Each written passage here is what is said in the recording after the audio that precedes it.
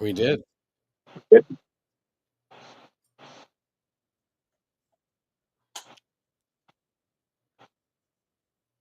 Hmm.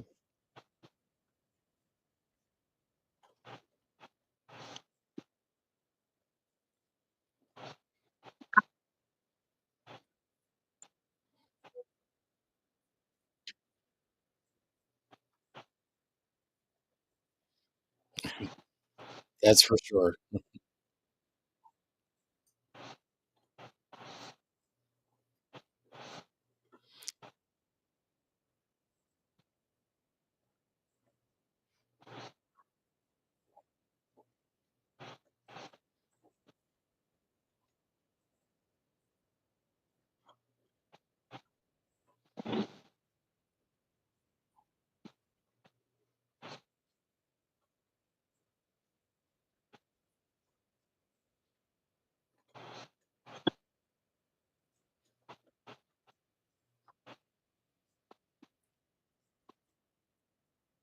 Exactly. At least an interview.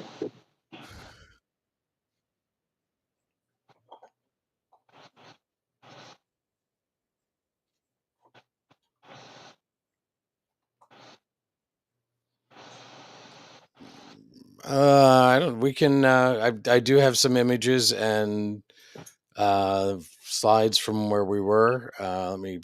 And I'm not sure what's going on with the squishing of the video there, but that's Well, weird.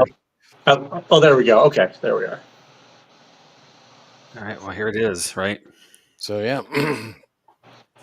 I was impressed with how big this place is. Like Oh, you see it on in pictures and stuff, and you see it on video. There's lots of programs have been there, and you don't get a feel for it though unless you have a massive television. Hmm. How big it really is. I mean, not just in height, but also in length and width. It's 4 floors tall. There's wards and then wards on wards. Left and right each way. I mean, it's just amazing. And then some depth in the back of the building that you can't see here, of course, either. Yeah, and Well, we and multiple buildings, and the scale of the thing is just so huge. Each wing was what? Each wing was probably 150 feet long, and then you had a little hallway into another wing. Yep. yeah, I think Really. from end to end, I think they said the building was a quarter mile, Yeah. which is just massive. So Yeah. We walked most of it, so yeah. Yeah. So there we are in front of the plaque. We thanks to Heather and Bert for taking the picture here. oh goodness, these faces for radio right there.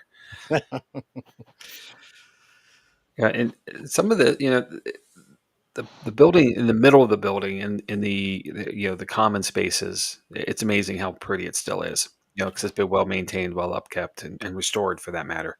And Right. even over into I think it's Ward A, um, heading over toward the Civil War wing.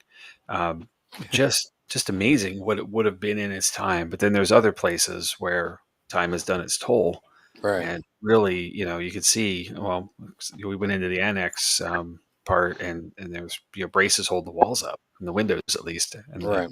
from collapse. There's some spots that have just really, and that's part of the newer part of the building. Uh, just some stuff that's really gone downhill fast. Amazing. And the conditions that people would have been there in toward the end as well. It's only been 30 years of shuttered time. Hmm. Yeah, but the Yeah. time of sitting idle, the time sitting idle. If you remember what Crescent looked like, Crescent closed down in the '90s as well, and that looked like desolation photography when you were in there too. Okay, that's fair. All right. Let's see. We'll jump over to the next slide. Just what I was also amazed by was how wide open some areas were. Right. Yeah. You had the narrow hallways, but then there were areas that were just wide open, which obviously wouldn't have been in the day, especially towards the end. They said towards the end these would have just been lined with mattresses, not even beds, Yeah. just mattresses on the floor that people were sleeping on. There were pictures of that in the ward where Lily's room was. If you remember, like Yeah. you just saw the mattresses laid out on the floor in the pictures. Yeah. Edge to edge. And that the original building was meant to hold 250 patients and 3 times that much staff, about 750 staff, so 1,000 people total. And toward the end, it was in the 2,600 range for patients. Right. So the necessity of that, putting people in the halls and everywhere, doubling, tripling up rooms, it's amazing. What that crowd would have looked like, and the din of it all too. The Hmm. Oh, noise that the people just make noise, like unintentionally. Um, and you imagine, Chad, you and I know all about sensory kids, right? Yep. You can imagine what that would have been like for somebody with sensory issues in that space at that time. It would have been, no pun intended, maddening, uh, Hmm. amazingly. So it was eerily quiet for us, though. it was nothing but ceramic and echoes, like Yeah. concrete and ceramic and echoes with us. Hmm. Because there were only what 10 of us there, right? Or Yeah. 10, Yep. Yeah. 10 of us in this enormous facility. So at least we weren't on top of each other. Right. Right. You know? And we had 2 staff there that night. They pretty much stayed in the break room. The ready room. Yep. Um,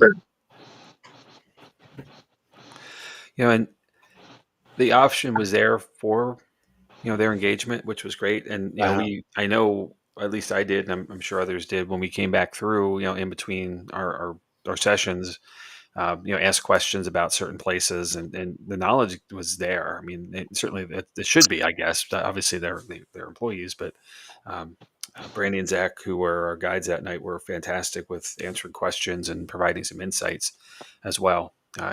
That's paramount. It's not yeah. just like, here you go, doors open, run. Right. You definitely had some options there to Right. get feedback. Tim had a comment here I'm going to put up. It's going to cover you up, Jamie. I'm sorry. Mhm. But this place is another that was opened with true intentions to help people. Many places start off that way, but take a bad turn at some point and lose their core mission. Yeah. Well, once revenue was needed, right, then you start taking in anybody who's willing to pay, and Right. going And beyond being a ward of the state. right, Some of the folks who were there certainly had no business, and especially those who were violent offenders and things. With the innocence of some of the patients, and it's a travesty. right. And obviously, Well, some of that played out into the tales of mhm, the activity right. as well. And we talked about last week how you could be admitted for, like, we were joking about the things you could be admitted for. Right. But there was one story about a woman who was admitted by her husband because of postpartum depression. Hmm. And she got in, and they, was being, observed. She was in the observation ward, and she was like, I don't know what you're talking about. I've never had a baby, so I don't have postpartum depression. And of course, the nurses are thinking that this person has a problem, so they're trying to, yes, it's okay, well, and the woman ended up taking her own life because she wasn't sick, but she didn't want to be there. And they went to notify the husband, and the husband had dropped her off and he lived in the same town, but he had dropped her off because he had a mistress who was pregnant, and the mistress had given him the ultimatum, it's either her or me. And so he dropped her off at Trans-Allegheny, went and got married the next day, and when they went to notify him, he was already remarried. Yeah. So And the interesting part of this, and this is, I don't know where this is elsewhere, but certainly for West Virginia, once you've been assigned into a mental facility, if you are married, the marriage is null and void. yeah, it's annulled. Yeah, And that was the point of her being admitted, was to right. get out of that marriage so we could move on. And I think, if I remember that story correctly, he went that morning and dropped her off, and then in the afternoon he was married again. Yeah, pretty. Yeah. And So then she committed suicide that night. so So amazing. And how many times do you think that happened? Just, and I mentioned it in our episode last week, but yeah, the dumping off of people because of the burden they were on, that whatever that dynamic was in their household. yeah, You're just tired of you want to go somewhere else, so you lose your wife that way, or maybe yeah, wives lost their husbands too that way. I don't know. I mean, yeah. I would hope it's equal, but Mm, um, and how many times are your kids just being kids, and you decided this is enough? yeah. It's amazing to me. So I don't know if you saw Todd and Carmela said they're jumping on to say hello. They've had a long day. Hope we had a great investigation. Hey guys, good to see you. So I'm going to make a change here, Jamie, so we don't keep covering up your face. I don't. Nobody needs to see me. It's okay. That's a lie. So, Thank you. I appreciate it. so this, So as the sun went down, we uh, got ready. Had our team meeting, had our team dinner. yep. You know, took over the small burger joint in We sure town. did. Yeah, Weston is a very small town. Not a lot of restaurants, or I mean, there's a lot of little restaurants, and they were definitely local places. And I stopped for lunch and felt really out of place. But I stopped for lunch and got a "You aren't from around here," but that was up in however you pronounce that that Buchanan, or it's spelled Buchanan, but it's definitely not pronounced that way. Right. Yeah. Well, that's around here when you say Lancaster versus Lancaster, you know someone's not from around here. yeah, Right. So, so, yeah. Well, so they're Bert, yeah. yeah, I so agree. Bert You jumped walk on into a with. place and everybody turns to look at you. So welcome, Bert. Glad you could jump on with us. I'm guessing Heather's packing for the trip. So this one graphic here gives you an idea of how big the wards were, like how big the place was. Yeah. The bottom one is the first floor, and then the other 4 floors on top of that, and it kept going, like we had said earlier.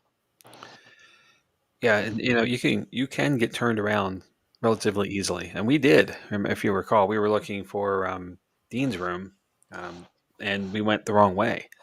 We wound up the complete other end of the building, and coming to an area where it didn't make sense that it was because the rooms didn't look right, and like, well, I guess we went the wrong way, and then 10 minutes later we're back where we in the middle of the building and heading to the right direction. So Yeah, you really can, And and many have gotten twisted in there. we got lost trying to find Dean's room. Yeah, yeah. we did too. So Tim says visiting these places today that were shut down in the 80s and 90s makes me wonder what it is like currently at the current state-run psychiatric hospitals like Graystown and Norristown. Yeah. Well, more regulations for sure, and still a shortage of facility folks. Doctors, nurses, that kind of stuff. The caregivers. There's always been a shortage there. But I For quite think a that while. Social workers, things like that. the difference there is, though, they won't take people if they don't have enough beds or staff, Right. which creates another problem because there's people who need help who are waiting in emergency rooms or just hospital rooms who are under observation all the time which is sucking up other resources. It's just so it's a domino effect. Absolutely. Yeah, I completely agree. And or with the waiting list, someone has to discharge or worse Right. to get a bed open. And I don't know if there's regulation on this. I wish Frankie Adayo was with us tonight.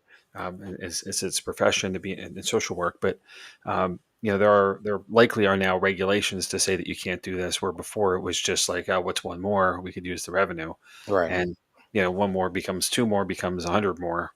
Next thing you know, the facility's 100 times over its capacity. Mm-hmm. I just put this picture in. Sorry, Erica.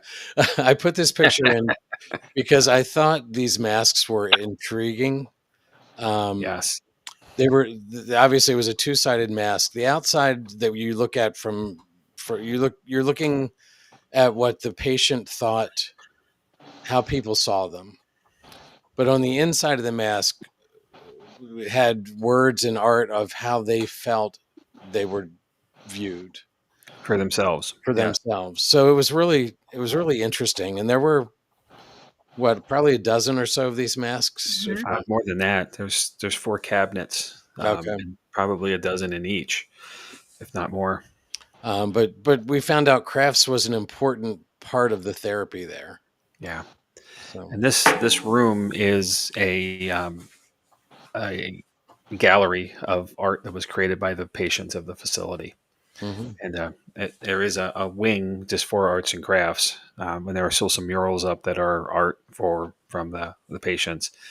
But the director of this part of the facility, once it shut down, she took everything with her, as opposed to just dumping it.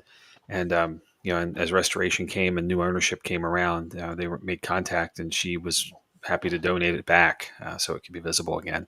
There's some really cool stuff in this room. There really is. Definitely. I never made it back to that room throughout the night. Okay. Well, Chad, you and I were at West Virginia Penitentiary, a while back, and we were walking through the JK block there. We were walking in cells, looking at the artwork and taking some pictures. But to me, like that is all on the walls and in the cells. The prisoners themselves were creating things. And I asked that question here if there was art in the rooms, and they didn't have that because they had the program, and thought that was an interesting way to change things out. And obviously, hopefully everyone has the ability to, when they desire to be creative, to do so. That's certainly didn't seem to be stepped on or stopped, in any way. It was encouraged. Right. And as you can see by what's in that room, it certainly they flourished at it, which is cool because you need that release. Yep. So this was just the one was the picture on the doors, which would have been areas that you wouldn't have been able to be admitted to either without a nurse before. And then just this is how some of the rooms were, just grating and it's an isolation cell. Yeah.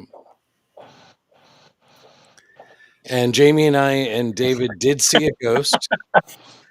We found one. We found one. There's two actually in that room. There's one. There were two in that room.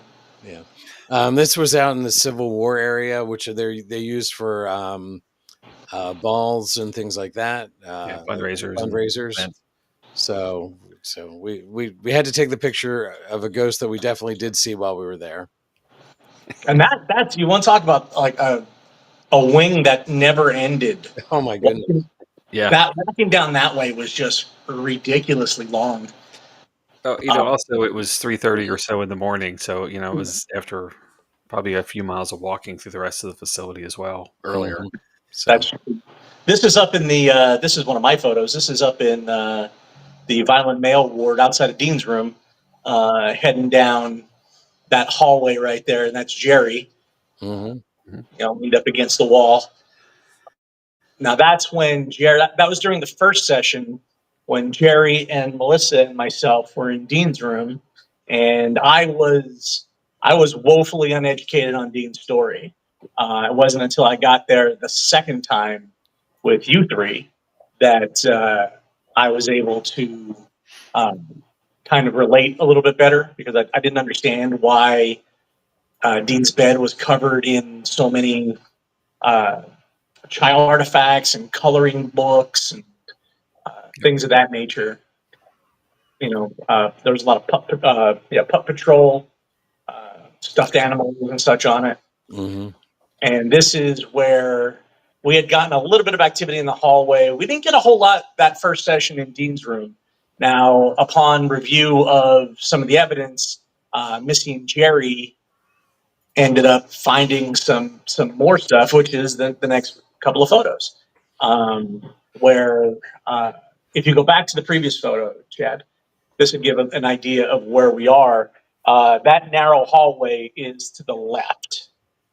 So that's what you're looking at, is that wall right there is that outer wall, and then the isolation cells are right on the other side of it.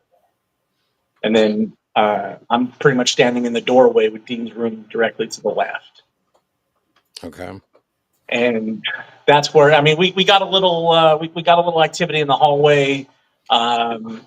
Again, Missy and Jerry went through and reviewed the evidence, and this is when I was with them. So the photo on the far left is me in Dean's room. And then the middle photo is the one that Missy has all the questions, and the rest of us have all the questions about, because it's supposed to be me, but I don't recall ever being behind her like this. And if you look at the figure in the photograph, you can tell it's a lot taller than I am. I stand at a very average 5'10", and the image, the figure in the hallway, even though if you look at the shoes look exactly the same, and it's in blue. blue jeans and a black hoodie, which is what I was wearing. But, you know, if you look at the upper body seems elongated. Like my arms aren't that long. It seems incredibly tall. And the head seems a little misshapen. And we all Wait, know that you're part saying of yours is? the, well, I mean, I have a giant melon, but like, I don't like and my ears are crooked, but I don't think it's misshapen, you I know? agree with you. And Yeah. well, we've looked at this as a group a couple times now, and the other side of that too is that the misshapenness, but also there's a haze there. So there's no clear definition of facial features or Right. the ability to tell which way things are facing. I mean, I don't think that person is looking to their hard left, which would be the only way it makes sense. But that would have to be such a twist of the neck, to make that happen. The face is just blurry, which is Right. And there's nothing to the hard left of that figure. That's right. just the wall at and the door that hangs open for Dean's room. Yep. I know exactly where you're at there. And Yeah. that's why it's so very unique as well. And I believe Missy said that she had you actually popped your head out, because this is the first two pictures are part of a film video, and you actually popped your head out. So where you are and where this person are two different things. Get on a line. Yeah. So, and the one on the right is an actual photograph. So I think we're picking up some of the IR, which is the red in the bottom there that's circled. Yeah, I see that too. So it's just this one has us all scratching our heads. Right. I agree. And this area here is one of the areas that I got the most activity in, mostly with you guys. So Missy and Jerry and I, we didn't have a heck of a lot of activity there. Again, Missy's found some stuff that we're still going over when it came to the recording. But when we got down there with you all, after we split up on the fourth floor, and I went to the other side of the fourth floor and sat by myself for 20 or so minutes, I came downstairs, and that's after you all had found your way down to Dean's room after your sojourn to the opposite end of the third floor. Turn. But that became, there was a lot of activity in the hallway. You had what seemed like were power surges when it came to the tripwires. Mm-hmm. Anytime we'd get activity on the tripwire, something would be agitated, but everything would go off all at once. Because we had two tripwires. You had one in the hallway. Right. We had one in the room. And the story on Dean's room, I'm not going to go into details because there seems to be a little discrepancy from what Melissa found in research on autopsies. But it had something to do with three men, one named Dean who ended up passing away, the Big Jim, and Dave Mason or something like that. Yeah, Dave Mason. Dave Mason. Yep. And an interesting thing that happened, we were trying to do yes no answers, getting with our flashlights and stuff. Jamie was running an app, I was running an app, and we're getting some relevant things. And then Jamie said, my app just said, hi, this is Jim, or something along those lines. Yeah.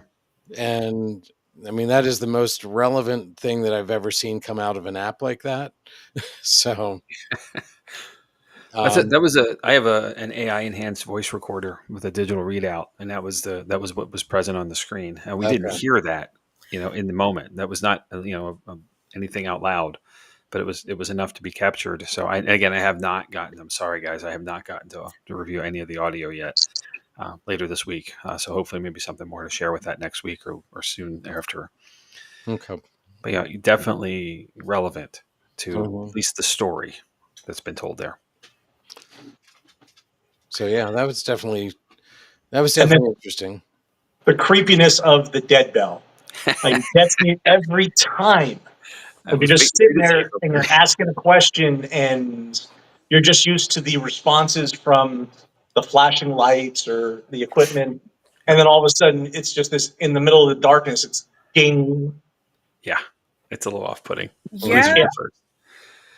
But it's clear. It's clear and it's concise, and There is, I had that. There's the dead bell is a regular, like we'd find on a desktop, at a hotel or someplace, restaurant, with the cook would ring to get pickup for orders, whatnot. And it has an EMF detector inside of it as well. So it has an adjustment, therefore it's on, and then you can turn it all the way up, which makes it hypersensitive, or you can keep it very low, which makes it minimally sensitive. I had it about a quarter of the way turned up, just not knowing what to expect. So it wasn't all the way where anything could have been picked up on it, and it was very reactive to our questions. So I feel pretty good about it, in the sense that it wasn't just randomness. In the same way that we had tripwire activity in the room as well, which Right. was near to where the bell was placed on the floor. So really cool, and it's quickly becoming one of my favorite devices to use. So, before I go to the last slide, let's just talk about some of the other experiences we had. There was a whistling that seemed to follow us around the building, and So, and when people at work have been asking me about it, I'm like, "What happened?" I'm like, "Well, we definitely had this whistling," and I'm like, "It's not a whistle like wind blowing through a building, because that's a tone. That's like yeah. one tone, but this was a two-tone, like trying to get your attention. I'm not even going to try to whistle what it was, but it It was it, good. it almost seemed like a person was like following us doing a whistle. Well, yeah, it started during our tour because Tim kept jerking his head around and Jamie kept jerking his head around. Like, does anybody else hear that? Mm-hmm. Yeah, we started our start of the evening was in the hydrotherapy room, and we were hearing it there, but it sounded like it was coming from the hallway. Mm-hmm. So Tim and I went out in the hallway and walked down to the end of the ward, which is where, and we have a slide of this, where the person is believed to have been seen in the observation room. There was a local band that recorded a music video there. And there's a capture, of someone who isn't supposed to be there, at least by statement, isn't supposed to be there. Who knows if it's true or not? But it's a very clear person, and that's where we wound up stopping at, because that's where the sound stopped. And we hung there for a little while, and then came back through into the surgical wing, walked through that, heard it there, and then it just continued. And Right. if it's on one end of the building, and that end of the building is closest to the road, if you will, and there is physically a bar across the street, within 150 yards or so. So there was definitely music coming from there occasionally. We were in Dean's room, we heard that, because a lot of the windows, believe it or not, a lot of windows in this facility are open, which Or seems missing. or missing, but Right. many were just physically open. And that's bizarre to me, but you know, that allows a lot of drift. And luckily there's this place is so big and the grounds are so large. There's nobody who's really all that close at any time. Cars were going by in the far front. Cars were definitely going by on this road, which is a road that takes you out to the Sharp Hospital setup. So it was busy, but the bar itself was open. So every Right. time the door opened, you heard the jukebox kind of Yeah. drifting across the yard. So I mean, I know we also heard it up on the fourth floor Right. yeah, on the opposite that's side. that's what I want to say is, like, hearing it down there, I kind of started to maybe dismiss it for something that was close to that, human activity kind of area. Right. And when you get to the fourth floor on the far other end of the building, you're half a mile away and you're elevated, and it was just as clear there as it was anywhere else, and Right. all the other floors along the way. And Erica said here that was no wind. I heard the whistle coming from that side of the building when I was outside, and I couldn't figure it out. Yep. So, and like I Yes. said, it was throughout the whole building. So I just had another thought, but let's go to Bert's comment here. I had to put my hood on my hoodie, pulled it up while we were taking the tour. Then fairly He had quiet. his hood pulled on his hoodie, Yeah. to be clear. Yep. And that was very early on, actually, too. Yeah. It was still in the medical wing.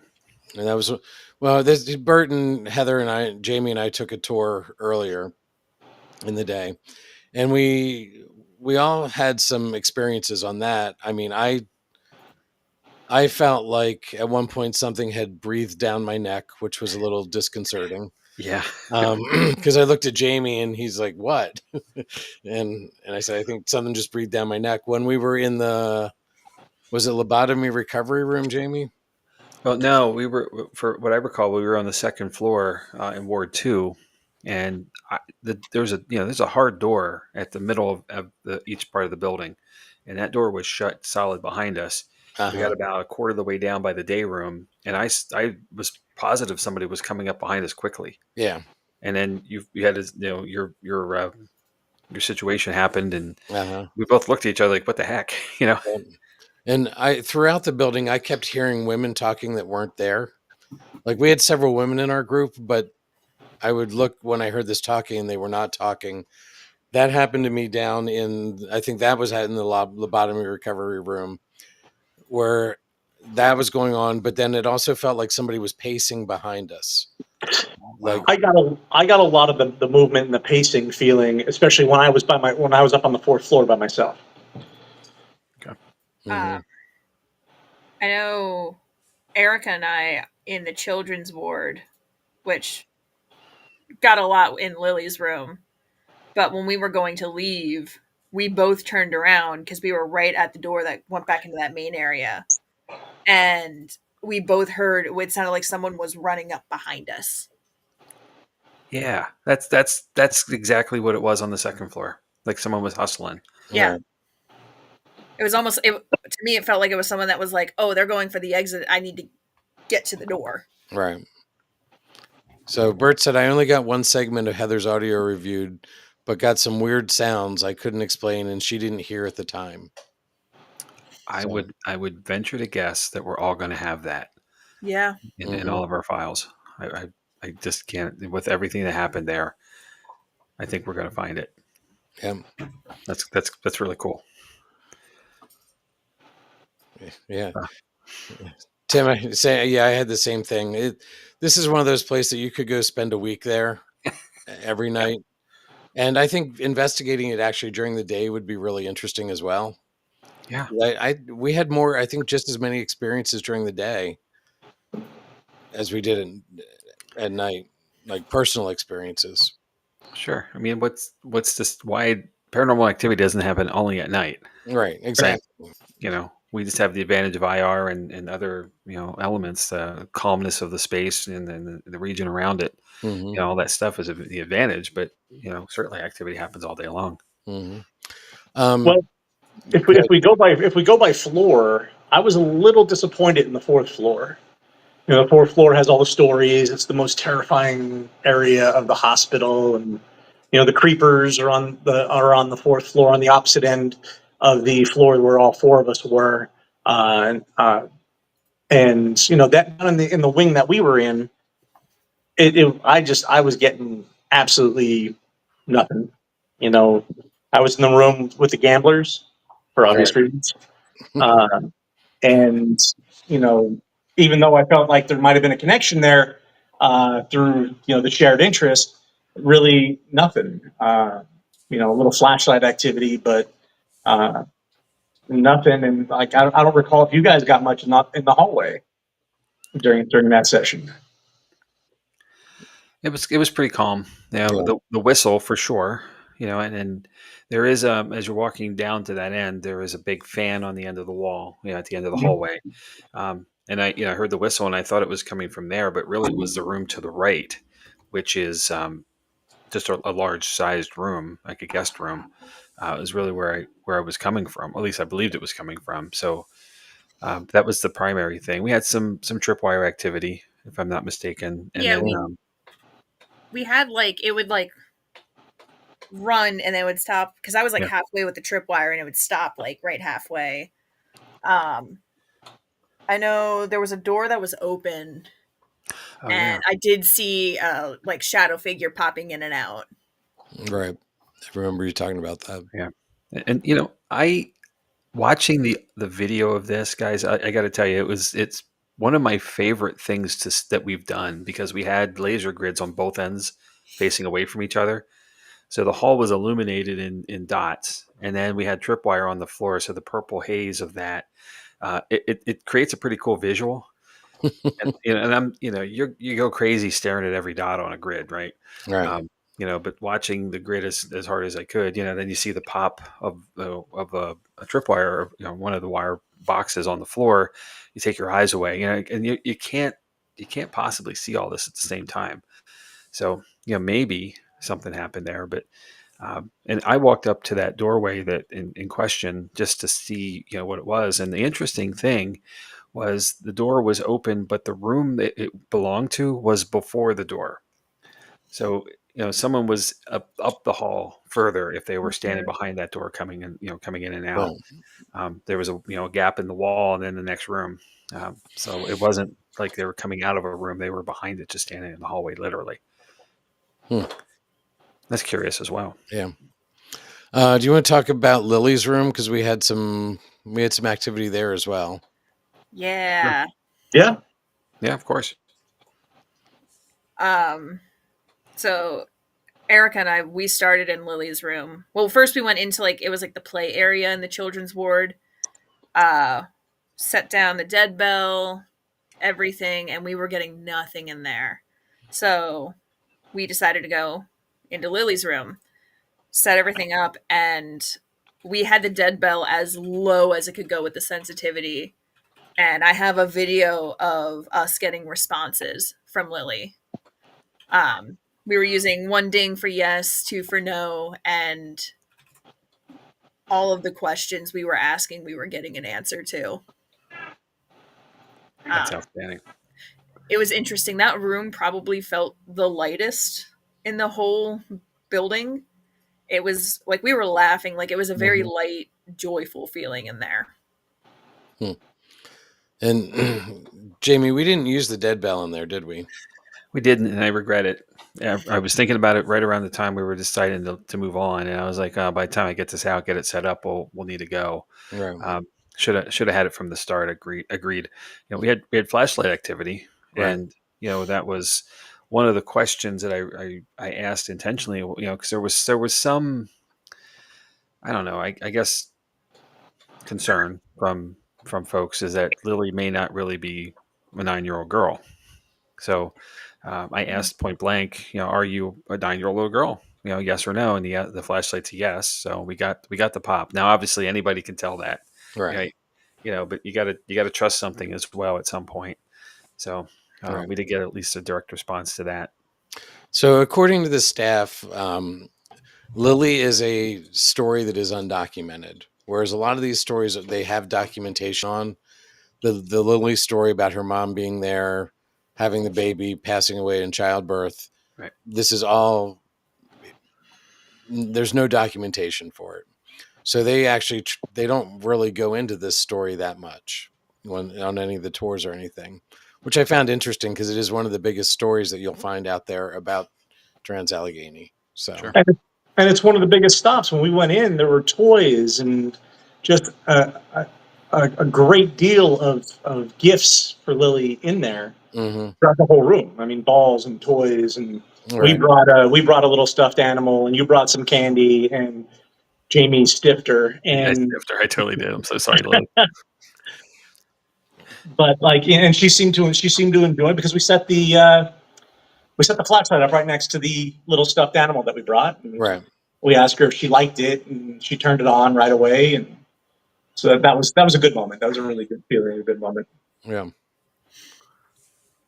I'd be interested to see, because Erica was holding a camera and she was angled out towards the door into the hallway, and we could see into another room, and we both kind of noticed there looked like there was someone standing in the other room.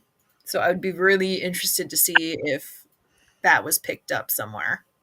Well, I kept getting motion in that hallway. If you remember, Chad, Jamie, at the end of our session in there, I couldn't stand it anymore. I was on my feet all night. I had bad joints from the military, so I needed to sit down. So I went out into the hallway, and I kept looking down the hall to my left, and in that area has a gaming area, it's got a chessboard and like a sitting area, and it just looked like something. I kept catching movement out of the corner of my eye, like something back and forth across the hallway. Cool. And there were claims of activity. A little further up the hall there, toward that direction, is Ruth's room, and old Ruth, and who hates men for. And I don't remember the story off the top, but there's a point to it, and very likely she was admitted by someone against her will, as it was of the time. But there is in that about maybe a third of the way up the hallway from where you were sitting is that area. Mm-hmm. So she certainly could have been coming out to check you out, Or possibly. And it was or to shush you away. that wing down there was very evident. Like there was a definite line of demarcation from where the restoration Yeah. started and where it ended. You know, Right. it wasn't like gradual like in some areas. It was definitely you walked out of this nice painted hallway and then bam, you were in again the desolation Yeah. photography. You know, with the paint peeling off the walls as you made it down into the Civil War area down there. Yeah. Yeah, I found it interesting. One of the guys talked about how the restored areas he gets very little activity in, and it's more like there was more activity in it before it was restored. So I don't know. I just found that interesting. Yeah. I share this with Bert's comment here. The whole night I felt like there was someone behind me, but never saw anyone. I haven't reviewed video yet. Well, Bert, you may find something. Mm-hmm. And I kept expecting as I was reviewing, like how, I'm wearing a GoPro on with a chest strap harness thing. So it's, everywhere I walk, it's in front of me. And every time I turn, and I have a red light on my, clip on that's giving me enough light to see and enough to project a little bit ahead of me. Every time I turned, I kept half expecting to see somebody, and Mm-hmm. I'm going to be honest, I was a little disappointed I didn't. There were times when we certainly felt like there were people around us, but just weren't there. Right. It just kept feeling like it was somebody checking us out. Right. Like, we felt when we were in Dean's, when I was with you guys in Dean's room, it almost felt like somebody was doing rounds. Like Yeah. Jim Right. was doing rounds. And then again, when I was up on the fourth floor on the side where I was by myself, I mean, I had the tripwire laid down. I had two cat balls, and then my little like backdoor favorite piece of equipment is that hello welcome IR motion detector. Uh-huh. And I can remember sitting there and listening to the silence and talking, as we do, talking to the darkness, and it just felt like something kept getting closer, and then I would have the tripwire activity, and then my cat balls would go off, and then you get a hello welcome. It was like just like something was walking up and checking you out, and then pulling back. They don't want to interact, but just like walking up, checking you out, and pulling back. And that area that I was in was famous for the creepers and the things that were Right. supposed to be explored. I didn't feel like it was any of that, but it was more of kind of an inquisitive, maybe because there's a lot of groups. I mean, obviously it operates constantly, Right. and so there's a lot of groups, and I would assume that there's a lot of there's probably a huge range of professionalism when it comes to the groups as they show up there. You know what I mean? Yeah. Some So maybe Well, and more than and others. the other thing is you would have like the nurses who put their heart and soul into this. That would have been their job would be to observe and to like they didn't interact with the patients. They just observed. Because that's what a lot of those like viewing rooms were. Nurses just sat in there and watched what was going on. Sure. Well, So they could be orderlies as well, who really job was to directly interact with the patients. There's a lot of that residualness that certainly could still hold there for the time. And there were we heard stories too though of the like in the unkept ward, how there were people who wouldn't last half a shift, and they either walked off or said they weren't going to do it anymore and wanted to be elsewhere. And that's folks who never cared for themselves. So I'm assuming it would be a pretty rank place to be, right, with individuals who refused to bathe or didn't, clean up after themselves after, using the restroom or whatnot. So, or using the restroom on themselves. Is that a restroom at that point? I don't know. Anyway, you get the gist. So, there's that idea, but there's got to be places where folks were really happy to be there, especially in the early times when it wasn't overcrowded and it wasn't, a menagerie of guests they had to deal with, or patients that you had to deal with, and you're not sure what you're going to get. Right. Well, speaking of the early times, like one of the big feelings that I got there was when we were down in the Civil War wing and we walked into like the big holding area, Mhm. and the 9 posters are there Right. of the original 9 women that were brought there. I believe that was, you know what I'm talking about, right? Yeah. Yeah, Yeah. yep, absolutely. The Yeah, placard in there. Yep. yeah, yeah. I apologize. That's my cat.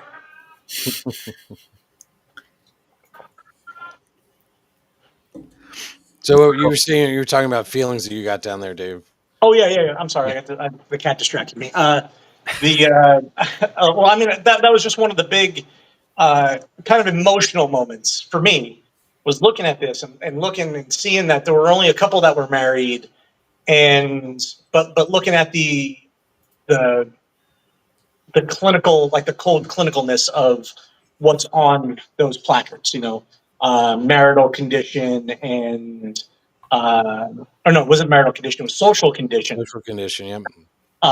And then what brought them there, what they were dropped off for there, acute mania and some other things. Like it was, I don't know, it made it kind of a little bit more real for me, because it's a little bit easier to see the pictures of the at least for me, it's a little bit different to see the pictures of the wards full of the dead-eyed, medicated, or manic, or just absolutely, catatonic patients, and then to see, like, to realize that those were the 9 that started it all.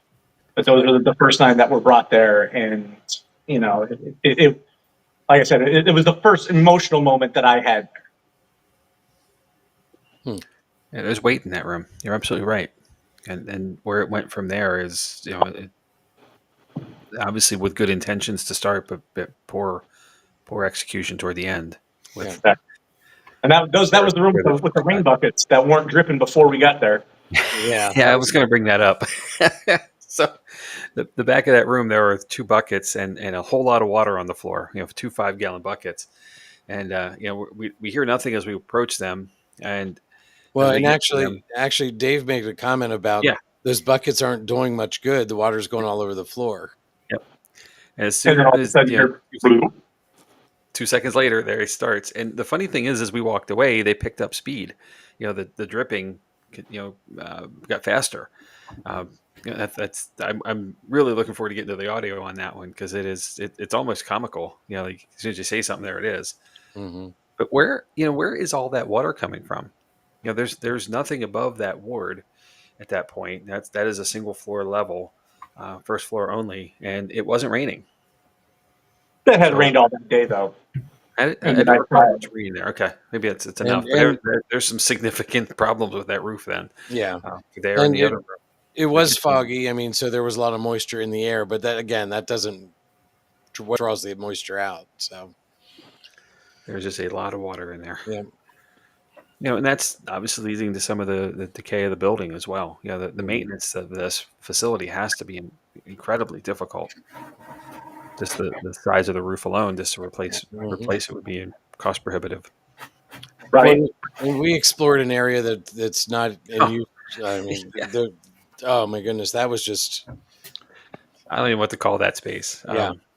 It's like the secret area. I think that's what the our guide was calling it. You went in a doorway and over a stair set and into another door, and then a left in like a hallway. You go left, and you come into this wing that is in the back of the building that is so dilapidated that there are literal boards holding up windows in the Mhm. wall on the right hand side at least, and as you get back to the back end, there's water on the floor, a lot of water, a lot of standing water. The ceiling, it's not the ceiling tiles, but the ceiling material has come down, and it gives that kind of gritty feel on the floor. Mm-hmm. Um, And it's just trash and the funny stuff thing is, everywhere. when you push the stuff off the floor, it Oh, revealed a beautiful. beautiful terrazzo Yeah, floor, and it was just like with the well, brass inlays and everything. It was just like that's this what it was. gorgeous floor. Right. is just covered with trash or Yeah. plaster. Yeah. Last thanks to him. Yeah. And you get downstairs then, I didn't think about this till after we left, but as bad a shape as the upstairs is of that level or that wing, here we are walking underneath it. Anything could happen to us down there. In the back end, there were walls that had collapsed in other areas of like the stairs that go, the other stair set to go out, was all collapsed over. That was certainly an enter at your own risk space for us. Mhm. Glad we did though. Yeah.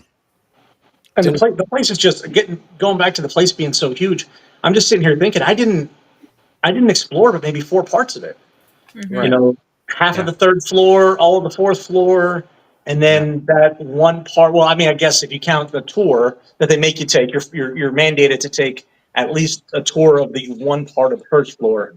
But we did the Civil War wing and then the other part with the guide. So like, there's a great deal of that, and we're not talking about the other buildings because there's 2 other buildings. Sure. They had the tuberculosis building, the ward in the other building, and there's at least one other building. Like it's so immense. You don't get a real good feel for it from the pictures. No. Yeah. When in even like the tour, we took a 90-minute tour, and so we did that. We spent an hour and a half there, and I still think there were places we didn't cover, Jamie, because we Yeah. just Completely agree. like And it's there, just yeah. and it was really interesting when we came across from the 1st floor to the 2nd floor. We had to cross the middle of the building, and our guide was very clear that we're not stopping. Don't stop at all. This is not part of your tour. You got to keep going. And then as I look to the left, at would be the front of the building where the portico is. There's a group over there doing another different tour, like probably a history tour, and there was a group off to the right as well, which would be the doctor's apartments doing another tour. There were people all over this place. Right. Yeah. During our afternoon time there were folks waiting for another tour to start, and there was some leaving as we were coming. I mean, there's always folks. I think they said there's at any given time there's 4 different tours going on. There's the paranormal tour. There's 2 90-minute tours and one 45-minute tour and a 30-minute tour. Okay. Wow. And then on top of that, you can you can do I think 4 or 6 hour photography tour Mhm. where you can just go and just they sort of turn you loose and you can go take pictures. There's a VIP tour that's 6 hours on Mondays when everything else is closed, which I would love to do at some point. You can actually get a boxed lunch with that one, I found out. So, As long as it comes from Buns, that'd be great. They're not having us back. There's an outer buildings overnight investigation as well that covers the medical forensics and geriatric buildings. So, the tour, what we did was the main building, but, we weren't allowed to go outside to the back and anywhere else for that matter, like right. you're in. Otherwise, you can step out to have a smoke break, I guess. But, for those who do, but, you're not going anywhere. You're just going to the outside the door, you're stepping back in. Right. So we saw these other buildings, but, David's right, they're elsewhere. So. And that's the tuberculosis building is like the old sanatorium. That's one of the pieces of the history that I found interesting because it would have the people like out on the porches with tuberculosis, and they didn't realize that because they thought that being outside and it drying out, etc. What they didn't realize was that all it was doing was really aerosolizing the pieces of the lung piece tissue and stuff like that, and the wind was carrying it into town. So they basically inadvertently caused a small epidemic within town of tuberculosis. Yeah. So I'm going to cover Jamie up again here because this is a long one. Big one. That's fine with me. Yep. But we'll go ahead and read it, Jamie. My voice is. Since you can't see me, I might as well read it, right? Okay. This is from Heather. When we first got there for the daylight tour, I immediately felt and seen, in finger quotes, a little girl around 8 or 9 years old greeting me as I walked in. She has pigtails and was holding a stuffed horse toy. She followed us. I got the name Emily. Then in the tour, we went to a room, and the guide said it was Emily's room.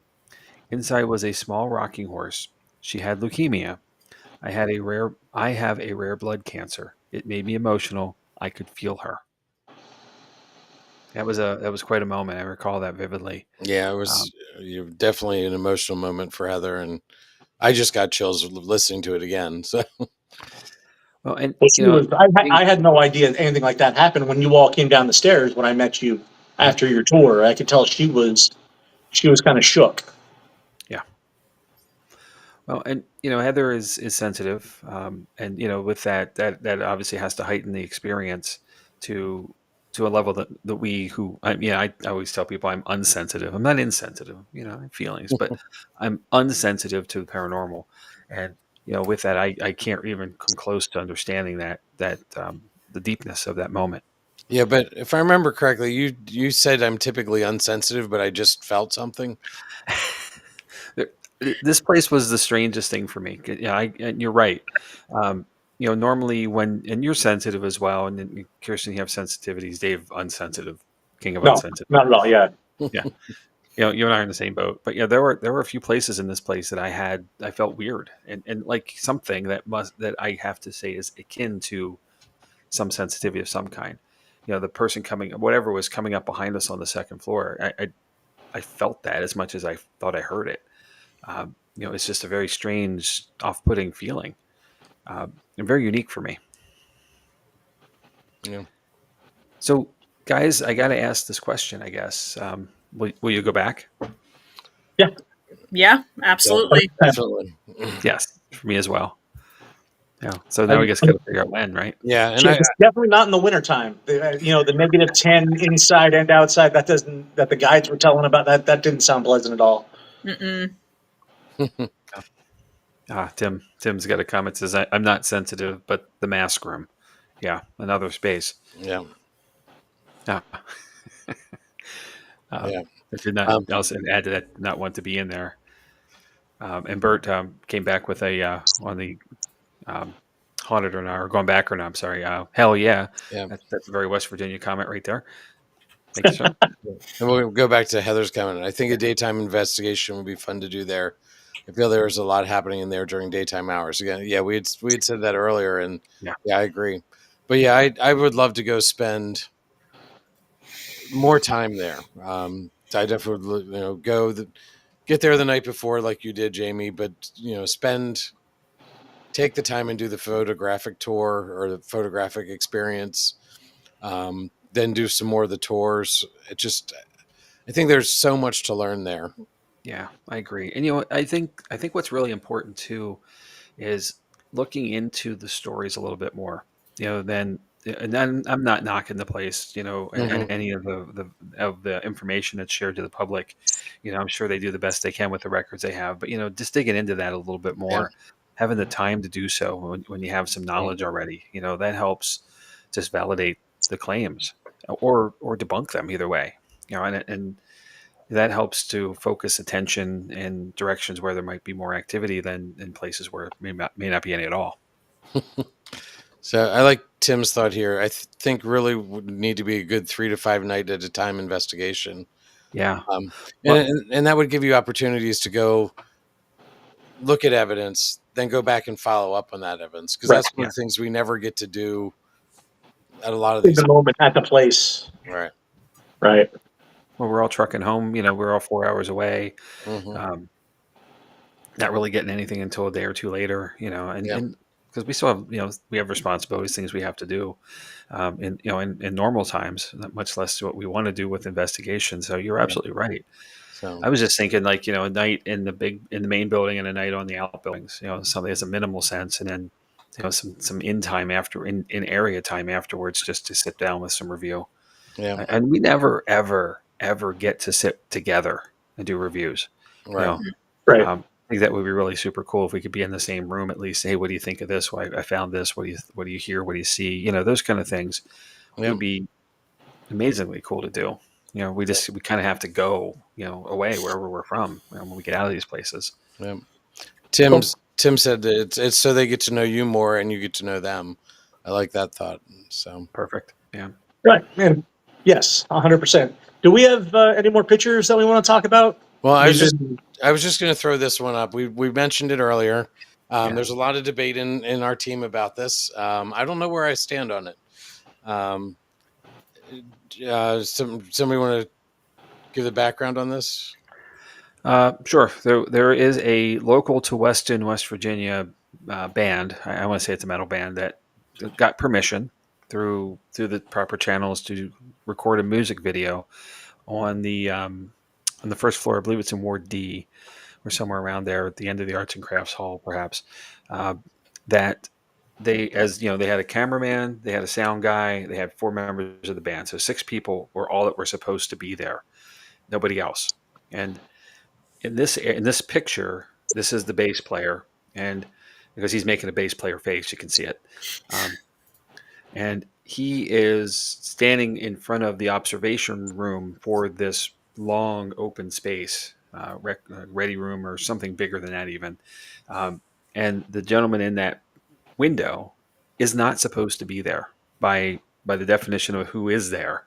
And clearly you can see a head, you can see a face. There's there I believe glasses. If you had a better, unfortunately our screen size here is small. I apologize, guys, but you can find this online. If you Google that, basic information, music video, Trans-Allegheny Lunatic Asylum or Tala, you'll find this video on YouTube really quick. So and it's like three screens of him. Three what's the word I'm looking for, Chad? Frames. Um, Frames. Thank you. Thank you. Of that, and then it goes away. Now, the story we got on the tour, because this is also a poster on an easel in the room. So the guide talked about it, and the claim they have is that this person in the window has been seen at other places in the building around this area as well. So it's believed he may be either a doctor or someone of staff capacity. The problem I have here, and this is where I think the turn of this in our group is the dude's too perfect. He looks too real to be not a person. He And looks and too real, but he doesn't look right either in that window. right, Because agreed. as we've been sitting here and I've been looking at it, he looks too large to be there. Like so. Yeah. Well, I went in that room because this is where we were to track down the whistle while we were in the hydrotherapy room. So Okay. Tim and I came down here. I stood in that room, and all there is, it's not big. It's maybe 5 or 6 feet wide, and it's 10 to 12 feet long because of all those windows. And then right where he is standing is the doorway to go into that space. So you should see a bit wider definition of shoulders if there's a person truly standing there facing the way to the camera is. Uh-huh. I just don't get that clearly enough in this to say that's a person either. It almost looks like the perspective's off, like he's Mhm. closer to the camera than he should be. Okay. Yeah. One. Not throwing out accusations, but one may say it looks photoshopped. So Understood. Yeah. That's a comment we made it with each other. So, yeah. and this is kind of like one of those good debates, you know. And this is what happens anytime someone captures something is, as much as you trust the validity of what you've done and the moment you're in, and the honesty of it, someone else is going to say it's fake. Yeah. And that's the nature of it. Oh yeah. So Heather's comment here, Jamie, you should talk about the artwork we seen in the craft hallway, the one with the bridge. Your interpretation was interesting. So yeah, there are a couple murals in the wing that is for the arts and crafts area, and there's like different rooms there along the way back this length of space. And one of the murals is like a pot of gold under a rainbow, traditional good luck thing. But there's a mural that spans a doorway. And on one side, on the right hand side, is what appears to be Trans-Allegheny. And there's a key there, a silver key or gold key. I forget what color it was. And then there are footsteps moving to the left across the grounds and out the front gate. Then the doorway, then a bridge, which is spanning the doorway, which there is a bridge and the river in front of the building, and then clearly what is Weston. And I looked at this for quite a while, and I was kind of puzzled, like because it's kind of broken by the doorway, thinking it was two separate things. And I realized that the key to getting out, which are the footsteps back to society, is Tala. And it kind of floored me for a moment, like thinking that somebody had that, and I may be dead wrong on this, I guess, because that's just my interpretation, but somebody had that vision of how to, their care there would get them back to the world. And there were many, many guests there who left, and back into the world, as they were deemed normal or fit to go back there. So back to them, wherever they're from. But I thought it was really cool. Let me see if I can. Oh, yeah, there is a video of this. Well, I don't have the video handy, but Bert Okay. just hold on. Let me. What can I do here? Well, while Chad does that, one of There. the things about this place is that right outside the front gate is town. Yeah. It wasn't originally like that because, and what many people think of these places as being is like these lonely places sitting on this hilltop. But this isn't like that. This is like directly out the gate is Weston. Right. So yeah, we should be able to see the picture now that Jamie was talking about the key and the gate, the bridge.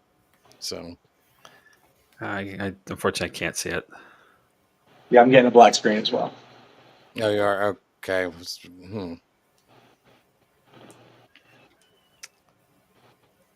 This is another example of how art was part of the regimen that was all the guests had access to. It was pretty cool. The creativeness, and like Tim mentioned earlier, the art room, was kind of just neat. A little creepy as well. Some of the stuff was a little heavy. A little. Oh, Bert says they can see it. They saw it. Okay. Oh, good. Well, that's good. I mean, we've actually hit an hour now, a little over an hour. Any final thoughts on this, Jamie? You were like, it could be a short episode tonight. Yeah, go figure. Every time I say that, we're like, we're still going like Thursday. I'm glad we went. I'm really happy with the outcome. We could have spent, as we just talked about, we could spend days there. We really could.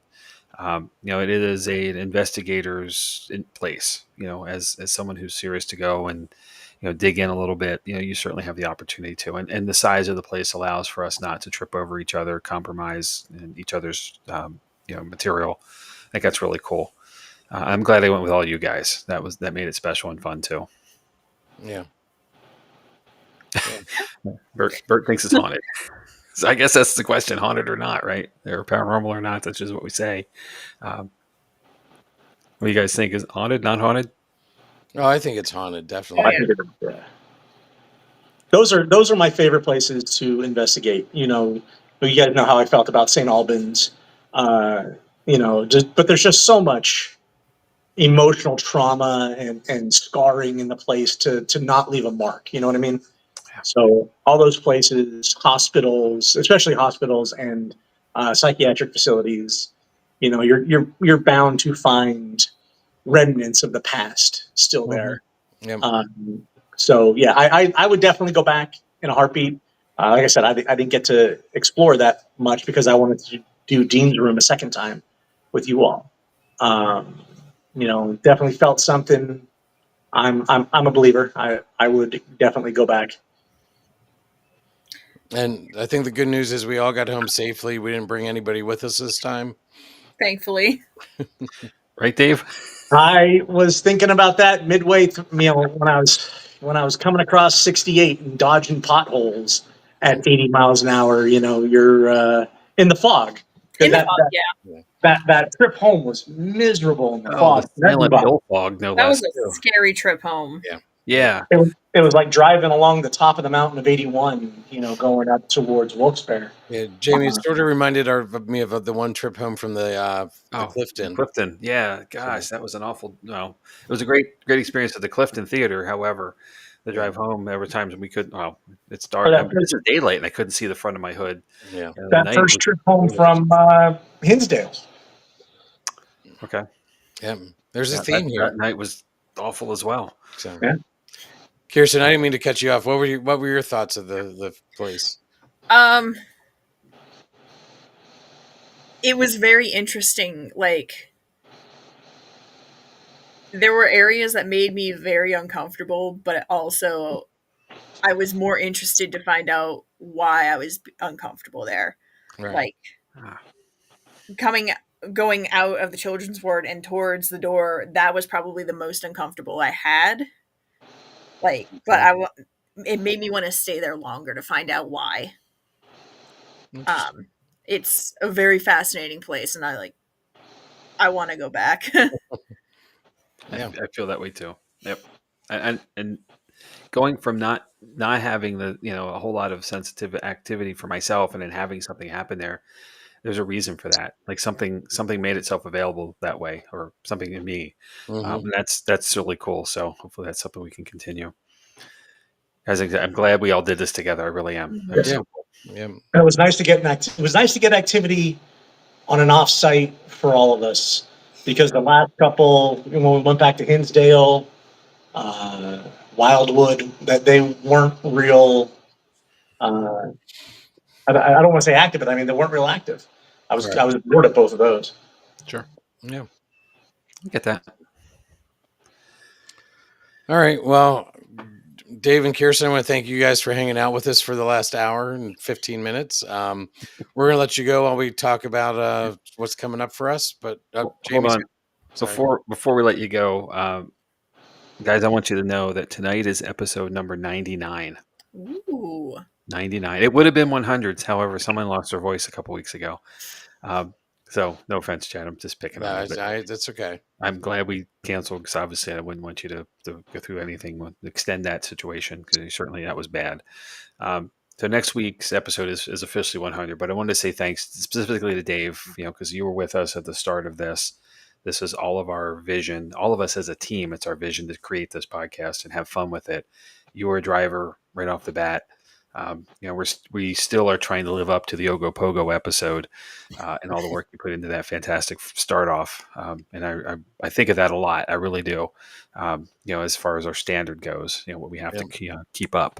So I just want to say thanks, and for all you folks out there listening, we'll talk maybe a little bit more about being 100 next week, but 99, holy crap, how did we get here? It's so cool and so excited, and I'm really appreciative of everyone coming along. Yeah. So Thanks, guys. You're welcome. Always good to be back. All right. Well, you're welcome. And you're welcome every time, not anytime, every time. So that door is always open. And Kirsten, for you too, please. Great. So, Kirsten, we want you to come up with some ideas, and we're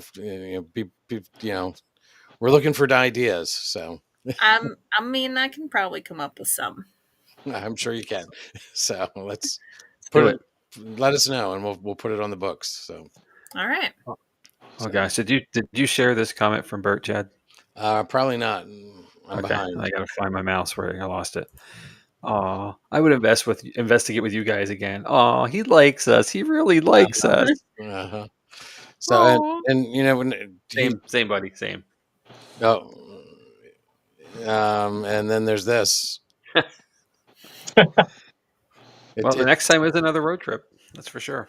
So, all right, I'm going to jump to the other slides. We're going to lose Dave and Kirsten when we do that, but if we appreciate you coming on, and we will we'll see you soon. We'll see you guys.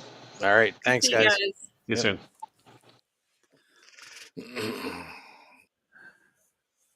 All right, do you want me to take it? Sure, go for it. Cool. I can actually see this font. I had my glasses on this week too. That helped. So upcoming episodes next week, we are going to talk about the Doss House, which is a relatively new location in South Central Pennsylvania. And we're going to have some special guests on, and I do not remember their names, but they are two pretty awesome people. So we're looking forward to next week. And I did confirm that with them today. So at least I know we've got one person. I don't know if we have everybody or not. I'm not going to try the name either. I forget. So I'm terrible. I'm so sorry, guys. Week after, on the 29th, I'm going to talk about the Portland tunnels, aka the Shanghai tunnels. Is another one, but out in Portland, Oregon. I started building that episode today, and actually, the more I dug into it, the more fun I think it's going to be. And then on May 6th, we have special guests, Landon Legend Paranormal, Stacy and Gary Smith, who are the fantastic duo that create that team. In advance of our, we'll talk about this in another slide, but in advance of our Paraunity event with them coming up in mid-May. And then on May 13th, I'm going to talk about the Morris Jumel Mansion in New York City. Quite an active location there. And finally, the episode we didn't get to a couple weeks ago, we're going to get on May 20th to the Dybbuk box. Chad's going to cover that. So a lot of fun stuff coming up here in the next couple weeks. Yep. All right. Speaking of fun stuff coming up, again, we're going to have a bunch of investigations. April 26th coming up, just 2 weeks away. We're going to have our first public of April, and the only public of April, for that matter, at Booby's Brewery in Mount Joy, PA. May 17th, we're going to have that Para-Unity event with Land and Legend Paranormal. And then June 21st, back at the brewery. And also, we're heading out to the road one more time, another road trip.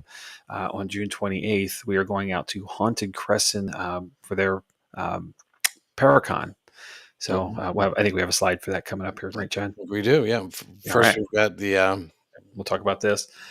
So Gary and Stacy with Land and Legend, it's always great when we get to investigate with other teams, and because we always learn something, and no matter how long you've been in the field, no matter how much you do, whether you're a weekend warrior or you're an all-in, investigator every night, you can always learn something from someone else. And I think that's the really cool part. And that's the intentionality of the Para-Unity part of this, is so that we can do that, and share some experiences, just to get new fresh faces and eyes on Booby's Brewery, where we are regularly at. Right. So looking forward to this event. And I know Stacy's a sensitive, but every sensitive is different. Yes. They have their skills are honed differently. And so it's like you said, it's always interesting to get another perspective. So you can't go wrong. Yep. So that will be up in May 17th. Mm-hmm. This is not far away, believe it or not. It's amazing. Yeah. All right. And then after that, we're going to talk a little bit more here about Crescent, I believe. Next slide. Yep, I got it. There we Thank go. you. So the Horror and Paracon at Crescent, mid-state Pennsylvania, a really cool place. It's Crescent Sanatorium officially. Once owned by the Heinz family as a summer getaway for the family to get out of Pittsburgh, where the ketchup empire was founded, all the condiments they make. But with it is a sprawling estate that never quite materialized to what they wanted to do. I believe there was a death in the family, and plans kind of got sidetracked, so it got sold. And then the folks who started the sanatorium took it over.